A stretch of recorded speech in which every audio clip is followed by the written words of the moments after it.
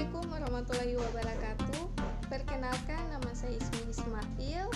Saya kelas B, Prodi D3 Analis Kesehatan, Kampus Universitas Bina Mandiri Gorontalo. Baik, untuk mempersingkat waktu, saya sedikit ingin menjelaskan materi yang sempat saya kuasai, mata kuliah biokimia. Hidrokarbon. Hidrokarbon merupakan suatu senyawa yang terdiri dari unsur atom karbon dan unsur atom hidrogen. Tata nama senyawa hidrokarbon terbagi atas 3, yaitu alkana, alkena, dan alkuna. Alkana merupakan senyawa hidrokarbon alfatik jenuh. Alkena merupakan suatu senyawa hidrokarbon alfatik tak jenuh dan memiliki suatu ikatan rangkap 2. Sedangkan alkuna adalah senyawa hidrokarbon alfatik tak jenuh pula dan memiliki ikatan rangkap 3. Contoh dari hidrokarbon yaitu salah satunya gas alam atau bahan bakar, plastik, dan parafin.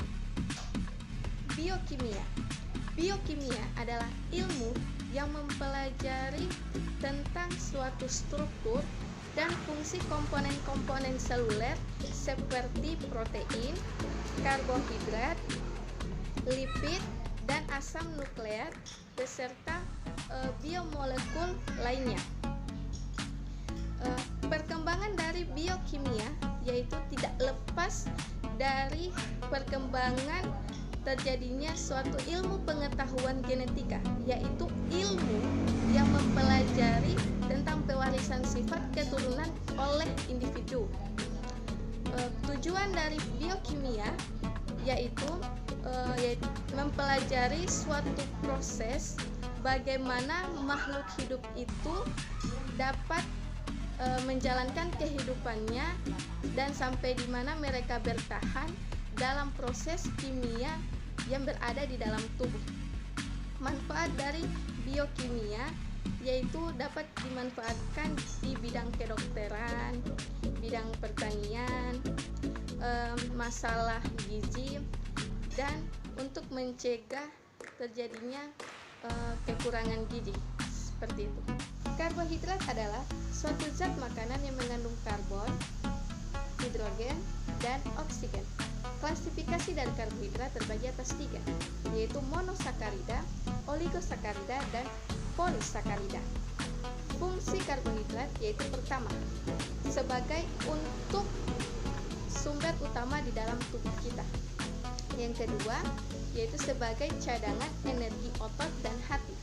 Yang ketiga, yaitu untuk memperlambat sistem pencernaan. Dan yang keempat, sebagai pemanis alami.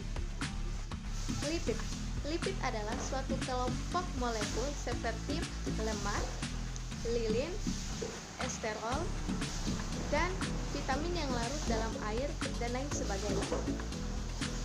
Sifat-sifat lipid yaitu lipid tidak larut dalam air, tetapi lipid larut dalam larutan organik seperti eter dan benzena. Jenis-jenis lipid terbagi atas 4. Yang pertama yaitu asam lemak. Asam lemak terbagi atas 2, yaitu asam lemak jenuh dan asam lemak tak jenuh. Yang kedua yaitu gliserida. Gliserida terbagi atas 2 pula, yaitu gliserida netral dan fosfogliserida. Yang ketiga yaitu lipid kompleks, dan yang keempat yaitu non-gliserida. Asam lemak yang paling penting di dalam tubuh kita terbagi atas 2, yaitu asam lemak jenuh dan asam lemak tak jenuh. Asam lemak jenuh merupakan struktur lemak dengan hidrokarbon yang memiliki ikatan tunggal yang dapat berbahaya untuk tubuh kita. Sedangkan asam lemak tak jenuh merupakan struktur lemak dengan hidrokarbon yang memiliki ikatan 1 atau lebih rangkap yang dapat menguntungkan bagi tubuh kita. Lemak terbagi atas beberapa bagian, yaitu lemak sederhana, lemak campuran, lemak derivat, lemak hewani, dan lemak nabati. Asam amino. Asam amino merupakan senyawa penyusun protein yang mempunyai satu gugus karbosil dan mempunyai satu gugus amino. Asam amino esensial merupakan asam amino yang dapat disintesis oleh tubuh. Protein. Protein adalah makromolekul yang paling penting yang berlimpah di dalam sel. Struktur protein yaitu terdiri dari primer, sekunder, tersier, dan kuaterner. Enzim merupakan suatu biomolekul pada suatu protein yang berperan penting di dalam tubuh manusia seperti reproduksi, pertumbuhan, dan pernafasan. Sifat-sifat enzim yaitu protein, katalis, aktif, dan spesifik. Fungsi dari enzim yaitu mulut, lambung, usus halus, dan pankreas.